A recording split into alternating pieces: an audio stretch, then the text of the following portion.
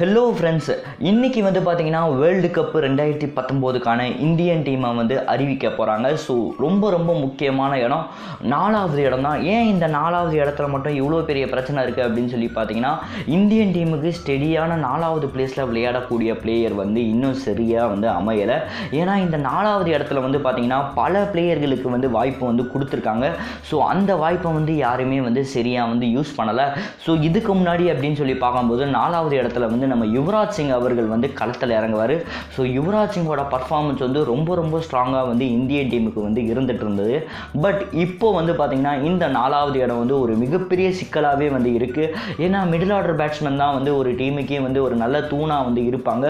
So அந்த இடம் வந்து பார்த்திங்கன்னா பல பிளேயர் வந்து இருந்தாங்க. கேஎல் ராகுல் இருந்தார், அம்பத்தி ராயுடு இருந்தார், தினேஷ் கார்த்திக் இருந்தார், ஹர்திக் பாண்டியா கூட சில மேட்சஸ் வந்து விளையாடினார்.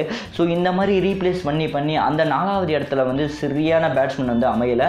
ஸோ இப்போ வந்து பிசிசிஐ வந்து ரொம்ப தீர்மானமாக இந்த 4வது இடம் வந்து யாருக்கு போகுது அப்படின்னு சொல்லி பார்த்தா 3 பிளேயரை வந்து சூஸ் பண்ணி வச்சுருக்காங்களாம். ஸோ இந்த 3 பிளேயரில் ஒரு பிளேயருக்கு தான் அந்த வாய்ப்பு வந்து கிடைக்குமா. ஒன்று வந்து கேஎல் ராகுல், இன்னொன்று அம்பத்தி ராயுடு, இன்னொன்று வந்து பார்த்திங்கன்னா விஜய் சங்கருக்கு வந்து வாய்ப்பு கொடுத்துருக்காங்க. ஸோ இந்த 3 பிளேயர்லேருந்து யாராச்சும் ஒரு பிளேயருக்கு தான் அந்த வாய்ப்பு வந்து கிடைக்குமா. கண்டிப்பாக வந்து இந்த 3 பிளேயர்லேருந்து யாருக்கு வாய்ப்பு கிடைக்க போகுது அப்படின்னு சொல்லி வெயிட் பண்ணி பார்ப்போம். ஸோ இதுக்கப்புறம் வந்து நம்ம தலை எம்எஸ் தோனிக்கு வந்து பார்த்திங்கன்னா ரவி சாஸ்திரி அவர்கள் வந்து எம்எஸ் தோனிக்கு 4வது இடம் வந்து செட் ஆகாது. ஸோ தோனிக்கு வந்து 5வதாக இறங்கினா நல்லாயிருக்கும் அப்படின்னு சொல்லிட்டு ரவி சாஸ்திரி அவர்கள் வந்து பிசிசிஐக்கு வந்து ஒரு கோரிக்கை வந்து விட்டுருக்காரு.